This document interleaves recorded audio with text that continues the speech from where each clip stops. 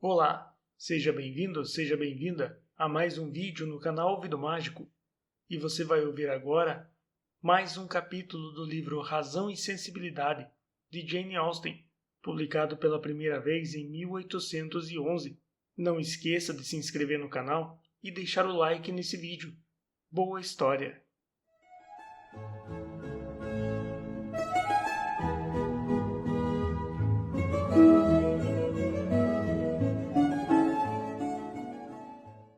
Capítulo 6. A primeira parte da viagem ocorreu na mais profunda melancolia, o que a tornou bem mais entediante e desagradável. Porém, à medida que se aproximava o fim da viagem, o interesse pela aparência da região onde iriam morar se sobrepôs à tristeza, e a vista do Vale de Barton, quando ali chegaram, as revigorou. Era um lugar agradável, fértil, com grandes bosques e ricas pastagens. Após terem percorrido cerca de 2 quilômetros, finalmente chegaram à casa. Em frente havia um pequeno jardim, cuja entrada se fazia por um portão simples. Como residência, o chalé Barton, embora pequeno, era confortável e compacto, mas como casa de campo deixava a desejar, pois a construção era comum, com teto de telhas. As venezianas das janelas não eram pintadas de verde, nem as paredes cobertas de madressilvas. Um corredor estreito levava diretamente da casa ao jardim dos fundos. Em cada lado da entrada ficava uma sala de estar de, aproximadamente, 5 metros quadrados. Atrás ficavam as dependências de serviço e as escadas. 4 quartos e 2 sótãos compunham o resto da casa. Não era muito velha e estava em boas condições. Em comparação com Norland, certamente era muito pequena e pobre. No entanto, as lágrimas que as lembranças produziram logo secaram. Elas ficaram alegres tão logo perceberam a alegria dos empregados ao recebê-las, e então pensaram umas nas outras e decidiram ficar contentes. Era o comecinho de setembro, o tempo estava bom e, após uma primeira observação do local, sob a influência de um clima tão agradável, tiveram uma boa impressão, o que fez com que este recebesse sua aprovação final. A localização da casa era boa e bem atrás dela, não muito distante, havia algumas colinas. Uma parte era composta de campos abertos, outra era cultivada e ainda uma terceira parte era arborizada. O vilarejo de Barton estava situado, quase que em sua grande totalidade, em uma dessas colinas. Assim, as janelas da casa ofereciam uma vista agradável. Já na perspectiva da frente, a visão era mais ampla e alcançava todo o vale, inclusive os campos além dele.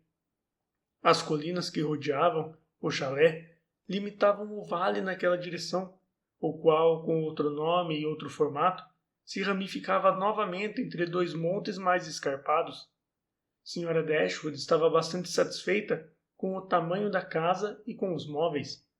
Embora seu antigo estilo de vida exigisse que algumas melhorias fossem indispensáveis, sempre era um prazer ampliar e aperfeiçoar as coisas, e agora ela tinha dinheiro suficiente para acrescentar aos aposentos o que fosse de mais elegante. Quanto à casa em si, disse ela, é muito pequena para nossa família, mas faremos o máximo para que fique toleravelmente confortável no momento, já que está muito tarde para fazer melhorias ainda esse ano. Talvez na primavera, se eu tiver dinheiro suficiente, como eu planejo, poderemos pensar em construir. Essas 2 salas são pequenas demais para o grupo de amigos que espero ver frequentemente reunido aqui, e tenho planos de incluir um corredor em uma delas, talvez aumentando um cômodo com parte do outro e deixando o restante como um vestíbulo.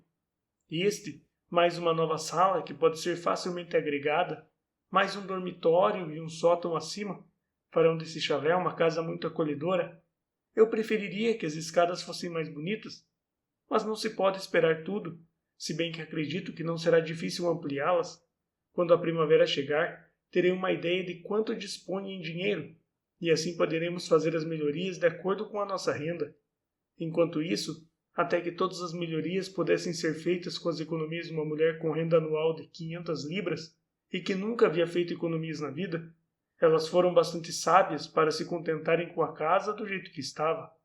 Além disso, cada uma delas estava ocupada demais em organizar suas próprias coisas, empenhando-se em arrumar os livros e outros objetos de modo que a casa lhes parecesse um verdadeiro lar.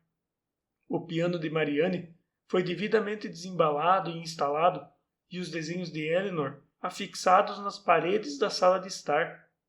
No dia seguinte, no meio da arrumação da mudança, na qual estavam envolvidas, foram interrompidas logo após o café da manhã pelo seu senhorio, que chegou para dar-lhes as boas-vindas a Barton e a oferecer-lhes acomodação em sua própria casa, enquanto tudo não estivesse organizado no chalé. Sir John Middleton era um homem de boa aparência, com cerca de 40 anos de idade. Já estivera em Stanhill, mas fora há tanto tempo que suas jovens primas nem se lembravam dele. Era bem-humorado e seus modos eram tão amigáveis quanto havia demonstrado em sua carta. A chegada das primas parecia motivo de real satisfação e acomodá-las adequadamente era seu principal objetivo. Falou bastante a respeito de seu desejo de que as famílias vivessem do modo mais cordial possível e pressionou-as tão cordialmente a jantar em Barton Park todas as noites, até que estivessem completamente instaladas, que era impossível sentirem-se ofendidas por ele. Sua generosidade não se limitava às palavras, pois apenas 1 hora depois que ele deixara o chalé, chegou de Barton Park uma grande cesta cheia de hortaliças e frutas, e antes que o dia terminasse, chegou uma outra cesta com carne de caça. Além disso, Sir John insistiu em levar todas suas cartas ao correio e trazer as que chegassem, e não se privou da satisfação de enviar seu jornal diariamente. Lady Middleton enviou por ele uma mensagem muito cortês, manifestando sua intenção de receber a Sra. Dashwood assim que esta pudesse visitá-la sem inconvenientes, e, como esta mensagem recebeu uma resposta igualmente educada, foram apresentadas à senhoria no dia seguinte. Elas estavam, é claro, muito ansiosas para encontrar a pessoa de quem tanto dependia seu conforto em Barton, e ficaram favoravelmente impressionadas por sua aparência e elegância. Lady Middleton não tinha mais que 26 ou 27 anos. Tinha um bonito rosto, era alta e imponente e de aparência muito graciosa. Suas maneiras tinham toda a elegância que faltava ao marido. Seriam, porém, mais realçadas se ela possuísse a franqueza e a hospitalidade dele. A visita se prolongou o suficiente para que a admiração inicial fosse diminuída, ao demonstrar que, ainda que muito educada, era reservada, fria e não tinha nada para falar além de perguntas e observações banais. Apesar disso, não faltou conversa, pois Sir John era muito falante e Lady Middleton tomara a sábia preocupação de levar consigo o filho mais velho, um belo menino de 6 anos de idade, cuja presença oferecia sempre um assunto a que as senhoras poderiam recorrer quando a conversa se esgotava, perguntando o nome e a idade da criança, admirando sua beleza e ainda fazendo-lhe perguntas que sua mãe respondia, enquanto ele se agarrava a ela e mantinha a cabeça baixa, para a grande surpresa de Lady Middleton, que achava estranho como ele podia ser tão tímido na frente das visitas, enquanto era muito barulhento em casa.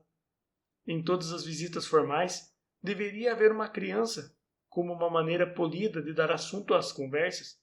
Neste caso, apenas 10 minutos foram suficientes para determinar se o menino se parecia mais com o pai ou com a mãe, e em que detalhe particular se assemelhava com cada um deles, porque certamente cada um tinha uma opinião diferente, e todos ficavam surpresos com as opiniões uns dos outros. Logo apareceu uma oportunidade para que as Dashwood pudessem conhecer as outras crianças, já que Sir John não partiu da casa sem que elas prometessem jantar em Barton Park na noite seguinte.